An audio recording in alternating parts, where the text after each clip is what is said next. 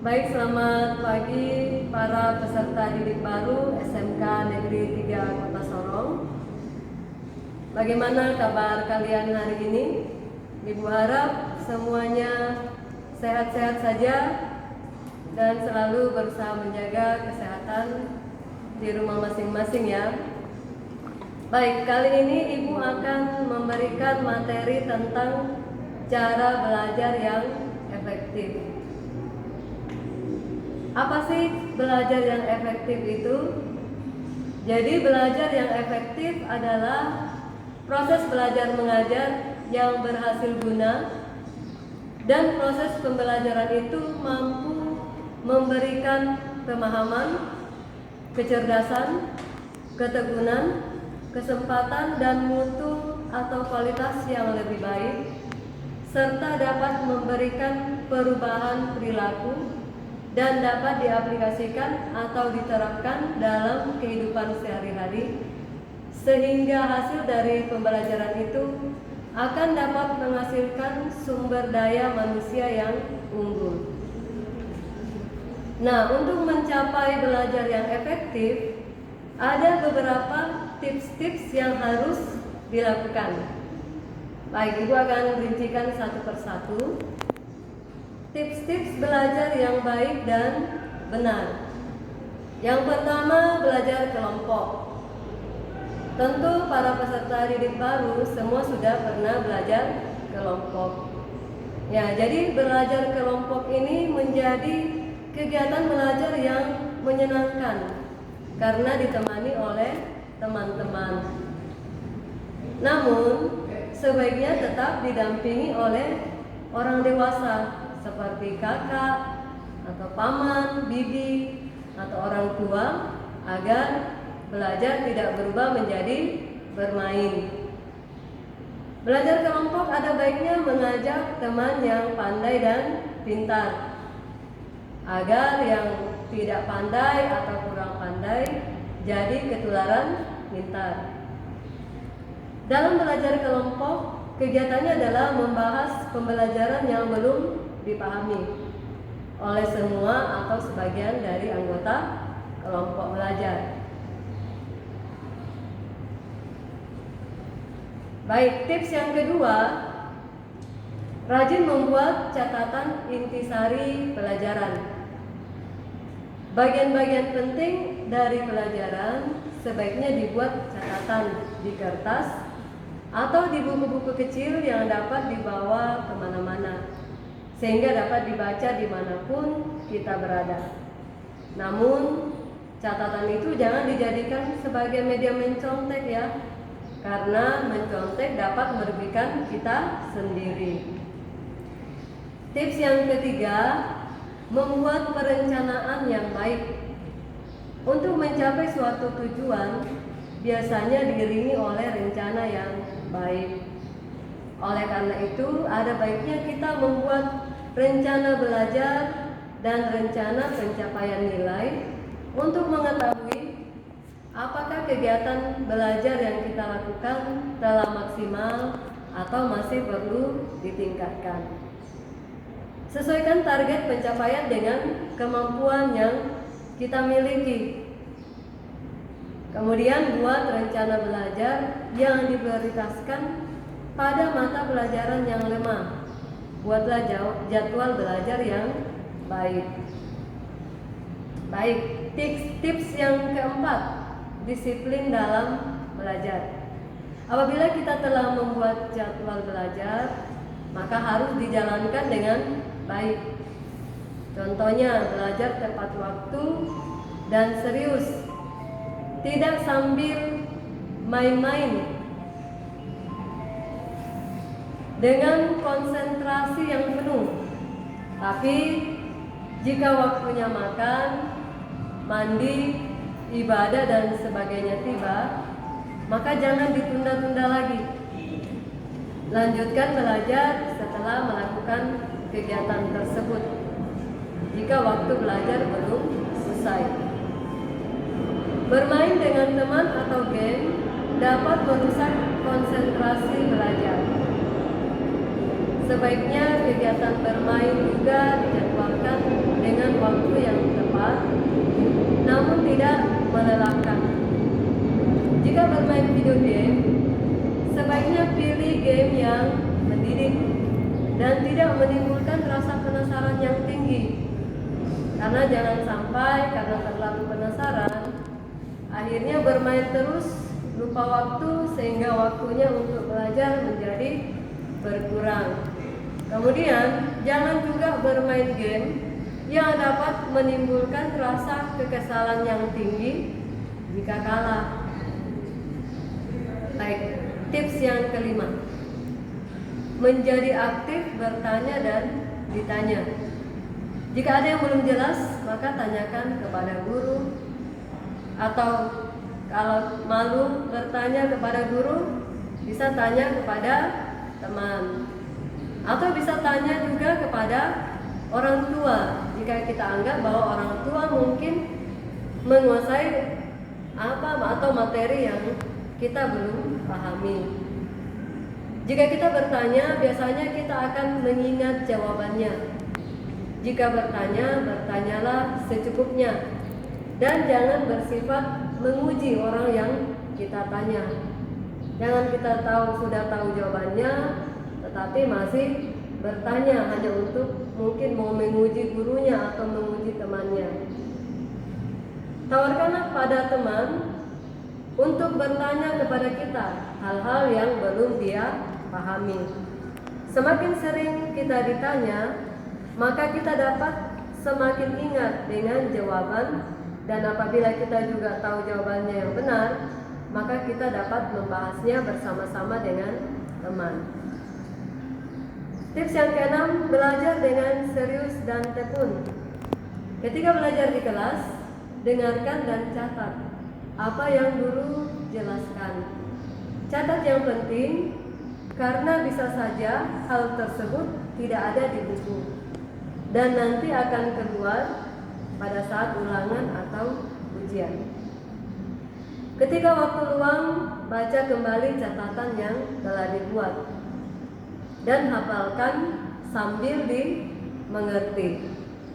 Jadi bukan hanya dihafal, tetapi dihafal sambil mengerti. Jika kita sudah merasa mantap dengan suatu pelajaran, maka ujilah diri sendiri dengan mengerjakan soal-soal. Jadi tidak perlu menunggu guru memberikan tugas atau latihan atau soal. Kalian bisa mencari soal-soal baik dalam buku maupun dari internet untuk dikerjakan. Setelah dikerjakan, periksa jawaban dan kunci jawaban. Kalau ada yang masih salah jawab, maka pelajari kembali soal-soal yang salah dijawab. Tips yang ketujuh, hindari belajar yang berlebihan. Jika waktu ujian atau ulangan sudah dekat, biasanya kita akan panik jika belum siap. Jalan pintas yang sering dilakukan oleh pelajar yang belum siap adalah belajar hingga malam, atau begadang, atau membuat contekan.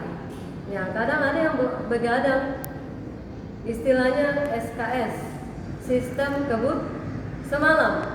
Ya, mungkin berpikir bahwa dalam satu malam bisa langsung memahami semua materi. Ya, padahal otak kita itu memiliki kemampuan yang terbatas.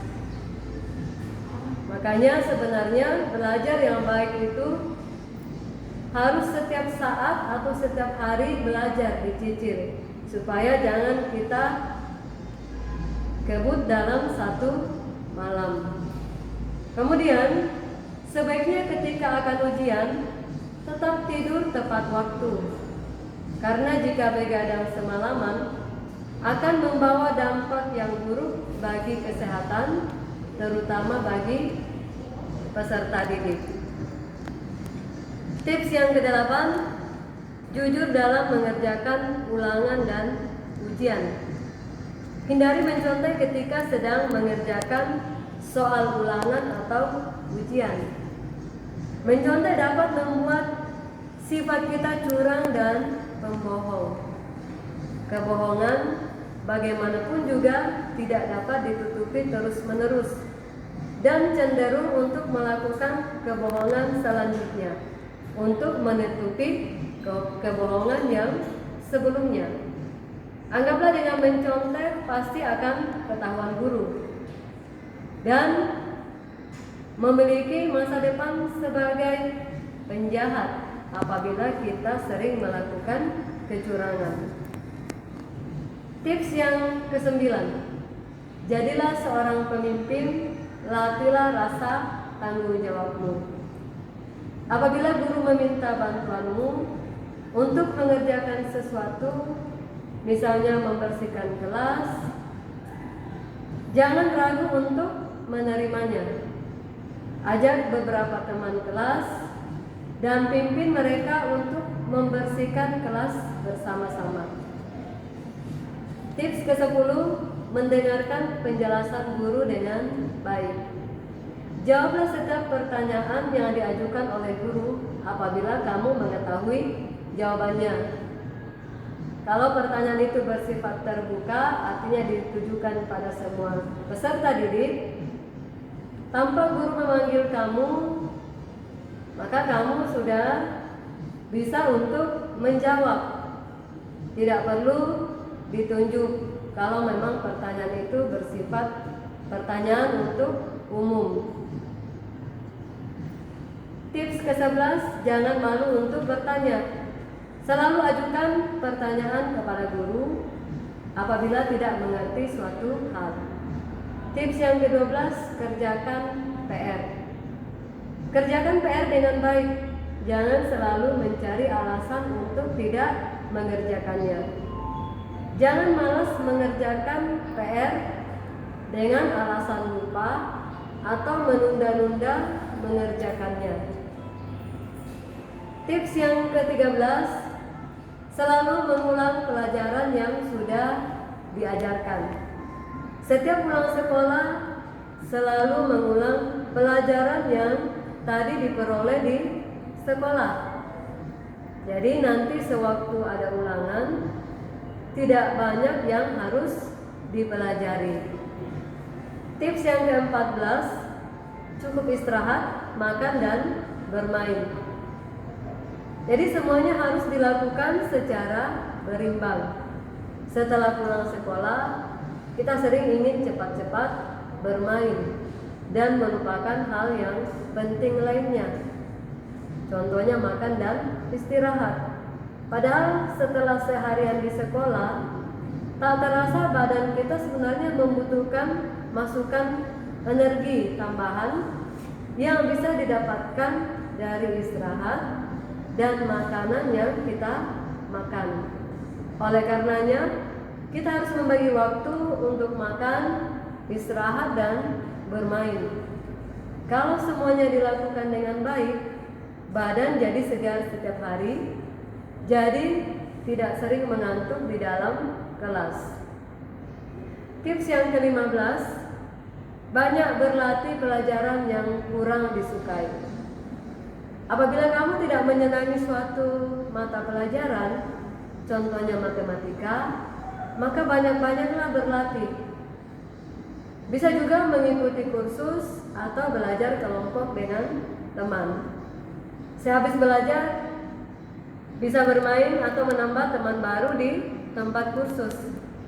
Selain itu, siapa tahu dari kurang menyukai matematika, para peserta didik malahan menjadi menyukai matematika. Tips yang ke-16, ikutilah kegiatan ekstrakurikuler yang kamu senangi. Cari tahu kegiatan apa yang cocok dan kamu suka. Contohnya, apabila kalian suka pelajaran taekwondo atau karate, cobalah untuk mengikuti ekskul taekwondo atau karate. Atau kalau kalian suka seni, maka kalian ikuti ekskul seni. Dari kegiatan-kegiatan tersebut, kalian dapat mendapatkan pelajaran tambahan di samping pelajaran di sekolah. Tips yang ke-17, cari seorang pembimbing yang baik. Orang tua adalah pembimbing yang terbaik selain guru. Apabila ada yang kurang jelas dari keterangan guru di sekolah, kalian dapat menanyakan hal tersebut kepada orang tua. Selain itu, kalian juga dapat belajar dari teman yang berprestasi. Tips ke-18, jangan suka mencontek teman. Kalau mencontek, kamu bisa bodoh karena tidak berpikir sendiri. Lagi pula, belum tentu teman yang kamu contek itu menjawab pertanyaan dengan benar. Belum lagi kalau ketahuan guru dan teman lain. Tentunya malu kan? Kalau para peserta didik rajin belajar, pasti bisa menjawab semua pertanyaan dengan benar, sehingga ulangan dapat nilai yang baik. Tips ke-19, niat dengan sungguh-sungguh. Kalau belajar tidak sungguh-sungguh ataupun tidak ada niat, yang ada malah pikiran kita melayang kemana-mana. Entah itu tentang makanan, games, lawan jenis, dan lain sebagainya. Oleh sebab itu, belajar yang baik dimulai dengan niat yang sungguh-sungguh. Tips yang ke-20, lokasi dan situasi yang kondusif. Jikalau kita belajar, tidak mungkin kalau kita lakukan di tengah jalan raya ataupun ketika kita sedang makan. Cara yang paling efektif untuk belajar adalah mencari tempat yang nyaman dan tidak terlalu banyak gangguan, agar kita bisa lebih berkonsentrasi. Tips yang ke-21, hindari sikap yang tidak jujur. Sekarang ini seringkali banyak peserta didik membuat catatan untuk mencontek saat ada ulangan atau ujian. Padahal itu bukan perbuatan yang baik. Dengan belajar dengan jadwal yang teratur, seorang murid akan selalu siap jika ada ulangan dadakan dan tidak perlu untuk mencontek. Tips ke-22, metode imitasi. Proses belajar bisa berjalan dengan sempurna melalui metode imitasi atau meniru. Metode ini direalisasikan ketika seorang meniru orang lain, entah itu meniru gurunya, atau meniru orang tua, atau orang lain. Metode ini sering digunakan oleh seorang anak kecil untuk melafal kata bahasa dari orang tuanya. Begitu juga ketika ia meniru berbagai perilaku, etika, dan tradisi. Tips yang ke-23, trial and error. Manusia juga belajar dari eksperimen pribadi atau percobaan pribadi. Dia akan berusaha secara mandiri untuk memecahkan masalah yang dihadapi. Terkadang beberapa kali dia melakukan kesalahan dalam memecahkan masalah. Namun, dia juga beberapa kali bisa mencoba untuk melakukan kembali. Sampai pada akhirnya dia mampu untuk menyelesaikan permasalahan dengan benar. Tips yang ke-24, conditioning. Manusia bisa belajar dengan mengkondisikan. Seseorang dikatakan belajar dengan pengkondisian jika ada stimulus dari indrawi yang merangsangnya. Ketika itulah seseorang menanggapi stimulus tersebut. Tanggapan yang ia berikan ialah suatu respon yang juga dibarengkan dengan stimulasi netral. Kemudian respon menyertai stimulus netral itu akan diulang beberapa kali. Jadi kalau siswa sering mengkondisikan untuk belajar, sering mengulang, maka itu secara alami siswa akan terus-menerus belajar. Jadi tanpa perlu disuruh lagi, siswa otomatis akan melakukan itu secara alami. Tips yang ke-25, metode berpikir. Proses belajar juga bisa berjalan sempurna dengan melalui metode berpikir. Dengan metode ini seseorang seringkali mampu menyelesaikan masalah hidupnya. Dia akan memiliki kesamaan dan apa saja yang memiliki kemiripan. Dengan demikian, dia akan bisa menarik kesimpulan dengan pilihan tersebut. Maka kuncinya adalah berilah peserta didik pertanyaan yang menurut dia mudah. Dengan demikian, peserta didik akan selalu berpikir atau akan selalu belajar dan berpikir. Tips yang ke-26, mulailah dari hal yang kecil. Mulailah belajar dari topik yang paling peserta didik kuasai atau yang dianggap paling gampang. Setelah itu barulah dilanjutkan dengan topik yang lebih sulit atau lebih menantang. Hal ini dimaksudkan agar jangan sampai para peserta didik sekalian langsung down atau langsung putus asa jika mengerjakan soal-soal yang sulit terlebih dahulu.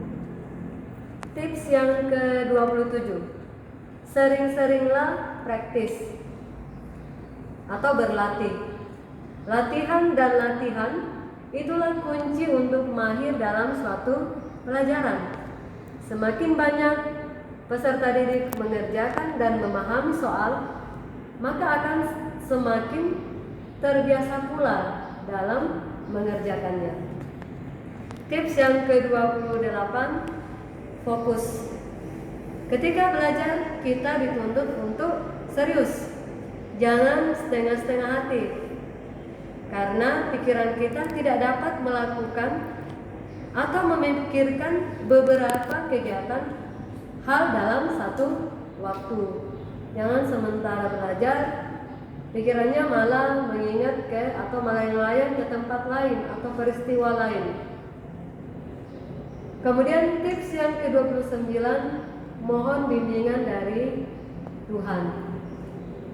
Jadi jangan lupa banyak-banyak berdoa. Karena selain dari nilai religinya, hal tersebut juga dapat membuat kita lebih fokus belajar dan dapat membuat pikiran kita menjadi lebih tenang. Tips yang ke-30, menggunakan media dan sumber-sumber yang relevan. Jika kita hanya menggunakan satu buku sebagai bahan patokan untuk belajar, apapun hasil yang kita dapat belum tentu maksimal.